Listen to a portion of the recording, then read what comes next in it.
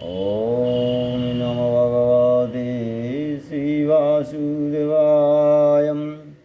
वसुदेवसुतं देवं वंशचाणूरमर्दनं देवकी परमानन्दं कृष्णवन्दे जगद्गुरुम्। আমরা বিভূতি যোগের দশম গীতার দশম অধ্যায়ে বিভূতি যোগের 30 নম্বর শ্লোকটা সম্বন্ধে একটু অনুধান করব। ভগবান শ্রীকৃষ্ণ 30 নম্বর শ্লোকে কি বলছে সেটাই আমরা জানব। বলছে, প্রহ্লাদ চয়স্মিন দৈত্যার নামম কাল কালতামহম মীগার নামম চ মিগেন্দ্রহম বৈনতেয়শ্চ পক্ষীর নামম।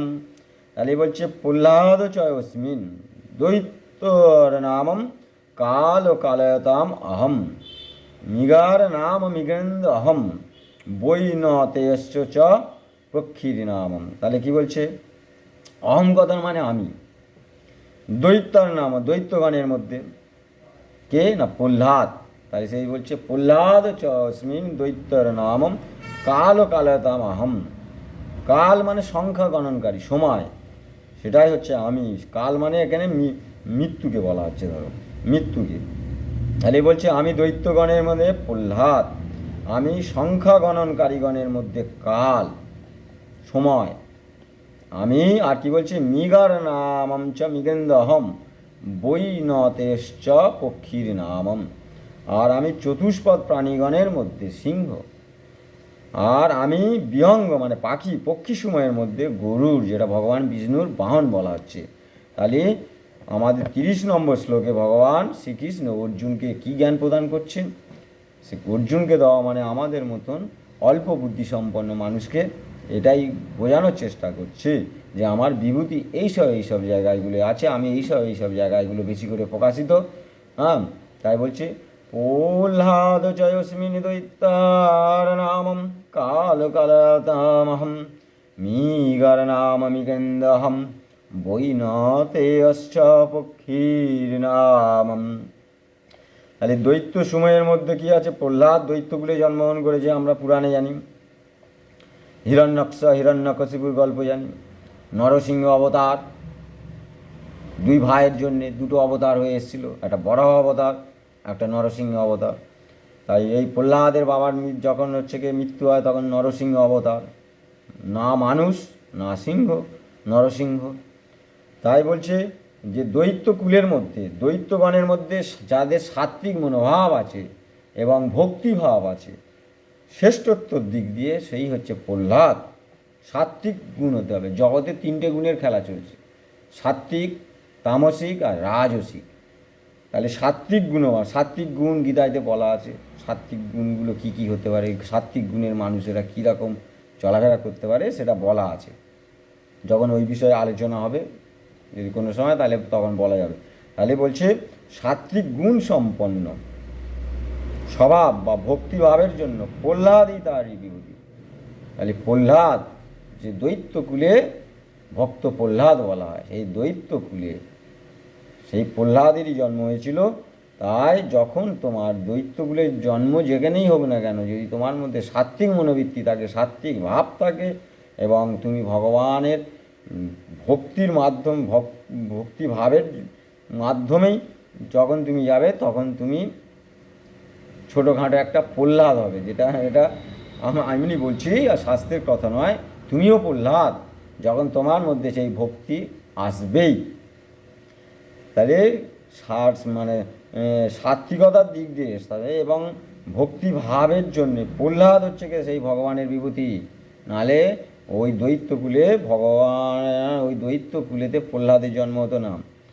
আর এই যে বিভিন্ন সময় আমরা বিভিন্ন ঘটনার সময়ের মধ্যে সংখ্যাকারীগণের মধ্যে অখণ্ড দ্বন্দ্বমান, মানে চিরদিন বিদ্যমান যেটা আছে, সময় চলছে, এর কোনো শেষ নেই, আদি নেই, অন্ত নেই। এবার সেইটা আমরা হিসাব রাখছি, আজ কাল পরশু, 10 বছর আগে, 20 বছর আগে, এটাই। এই যে সময় কারোর জন্য দাঁড়িয়ে থাকে না, চলেই যাচ্ছে। কালই তার প্রধান বিভূতি। এই টাইম, যেটা সময় বলা হচ্ছে কাল, সেই ভগবানের বিভূতি। তাহলে কি বলা হলো না?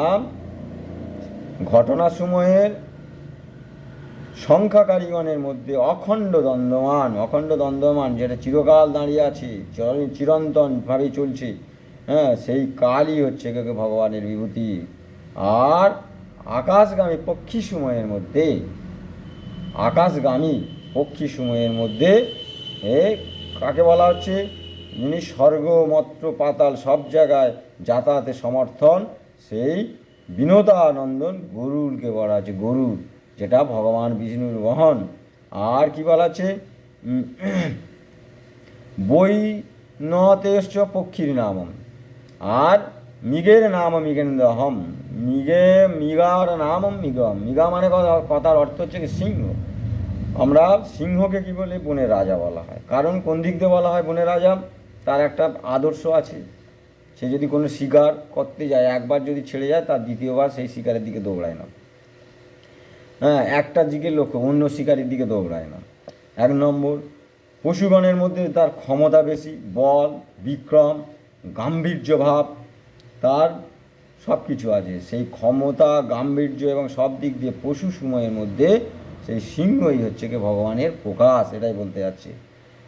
তাহলে এই শ্লোকের মধ্যে আমরা কি পাচ্ছি? যে প্রহ্লাদ চয় অস্মিনী দৈত্যর নামম, দৈত্যদের মধ্যে প্রহ্লাদই ভগবানের বিভূতি। আর প্রহ্লাদ চস্মিন দৈত্যর নাম কাল ও কালয়তমহম, যা চিরন্তন ধরে চলে যাচ্ছে, চিরদিন বিদ্যমান, অখণ্ড, সেই কাল বা সময়, সেটাই ভগবানের বিভূতি।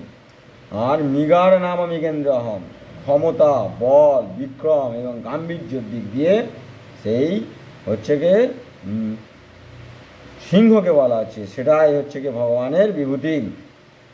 আর বইতে নয়স্য পক্ষীর নামম, বিষ্ণুর বাহন সেই গরুর মহারাজকে বলা হচ্ছে যে সেটাই ভগবানের বিভূতি। এই শ্লোকের মূল এটাই বোঝাতে যাচ্ছে। তাহলে আর একবার শ্লোকটা পড়ছি।